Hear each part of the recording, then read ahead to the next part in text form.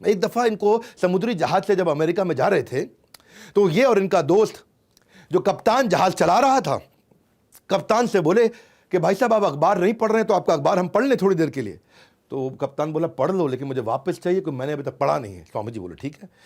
स्वामी जी लेके अखबार अपना पढ़ने लगे। स्वामी जी ने फट से अखबार पढ़ लिया 15 मिनट में। पढ़ने के बाद उनका दोस्त बोला स्वामी जी का कि भाई मैं भी पढ़ लूँ। बोला आप भी पढ़ लो। तो वो ही पढ़ने लगा। समुद्री जहाज में चल रहे थे तो हवा तो बहुत तेज़ चलती है। अचानक इतनी तेज़ हवा चली कि अखबार छूट के निकल के समुद्र में गिर गया। अच्छा, कप्तान को आया बहुत गुस्सा, तुमको कहा था पागल स्वामी, तुमने अखबार मेरा उड़ा करके समुद्र में फेंक दिया, मुझको पढ़ना था। स्वामी जी बोले नाराज मत होइए, कोई बात नहीं। क्यों नाराज ना हूं, मेरा अखबार चला गया। नहीं कोई बात नहीं, नाराज मत होइए, जरा कोई कॉपी पेन पड़ा है? तो कॉपी पेन दिया। तो स्वामी जी गए, आधा घंटा कुछ लिखते रहे। यहाँ कप्तान खुंदक खा रहा था, स्वामी जी आधा घंटा कुछ लिखते रहे। कप्तान खुंदक खा रहा था, स्वामी जी लिखते रहे। थोड़ी देर बाद स्वामी जी आए, ये लीजिए पूरा अखबार आपको लिख के दे दिया। स्वामी जी ने एक एक शब्द अखबार का पूरा वर्ड टू वर्ड लिख के दे दिया। उसकी बुद्धि चकरा गई। और बोला उसने उतर करके वहाँ चेक किया, बोला चेक कर लेना, पूरा वर्ड टू वर्ड पूरा अखबार छाप दिया स्वामी जी ने वहाँ पे। ऐसी फोटोग्राफिक मेमोरी थी।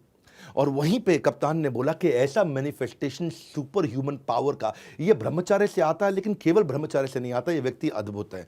ये कैप्टन थे शिप के, जिन्होंने वैलिडेट किया जाके न्यूज़पेपर को चेक करने के बाद ये स्टेटमेंट दिया उनके बारे में। स्वामी जी एक अद्भुत व्यक्ति थे। ये इन्होंने दुनिया भर में कम्युनिटी, इंडियन कम्युनिटी को पॉपुलर बनाया, पावरफुल बनाया।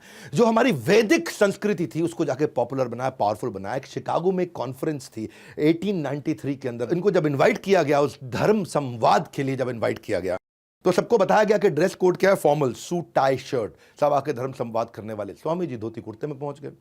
अमेरिकन को बुरा लगा, अरे बोला था सूट टाई पहनने के लिए। स्वामी जी बोले नहीं मैं तो ऐसे ही आता हूँ। मुस्कुरा दिए। तो उन्होंने क्या किया, स्वामी जी को पहले बोलना था, उनका नंबर कर दिया आखिरी। सबको दिए 10-10 मिनट बोलने के लिए, स्वामी जी को दिए 2 मिनट बोलने के लिए। और बोले सोचे कि ये धोती कुर्ते में आए, कोई वैसे ही नहीं सुनेगा, और जब आखिरी के 2 मिनट बचेंगे तो लोग उठ के निकल लेंगे, इसको वैसे ही कोई नहीं सुनेगा। तो चाहते थे कि स्वामी विवेकानंद की बेइज्जती हो जाए। बहरहाल स्वामी विवेकानंद जब आखिरी के 2 मिनट इनको दिए गए, वो स्टेज पे गए, इधर देखा उधर देखा, गहराई से उन्होंने जब वो फेमस स्पीच अपनी शिकागो की दी, तो ये वो स्पीच है जो स्पीच लोगों ने सुनते ही खड़े होकर के बीच बीच में तालियां बजानी शुरू कर दी। कोई उठा नहीं। 2 मिनट नहीं, 10 मिनट नहीं, 20 मिनट नहीं, आधा घंटा नहीं, 1 घंटा नहीं, जबकि सब 10 मिनट बोले, ये 1.5 घंटा तक वहां बोलते रहे। पिन ड्रॉप साइलेंस, ताली बजती शांति हो जाती, ताली बजती सन्नाटा हो जाता, ताली बजती सन्नाटा हो जाता। ये वो 1.5 घंटे की स्पीच है जो आज भी पूरी दुनिया जिसके लिए स्वामी विवेकानंद को याद करती है। और खत्म होने के बाद पूरा का पूरा स्टेडियम 8,000 लोगों के साथ में खड़े होकर गड़गड़ाहट तालियां बजाता चला गया। विश्व धर्म संसद में स्वामी विवेकानंद का सबसे महान वक्ता थे वहां पे। और न्यूयॉर्क हेराल्ड ने कहा, उन्हें सुनने के बाद लगता है कि जिस देश में इतने विद्वान और बुद्धिमान लोग रहते हैं, उस देश में मिशनरी को भेजना, क्रिश्चियन मिशनरी को भेजना मूर्खतापूर्ण होगा। ये न्यूयॉर्क हेराल्ड ने बोला, उनका सबसे बड़ा अखबार हुआ करता था।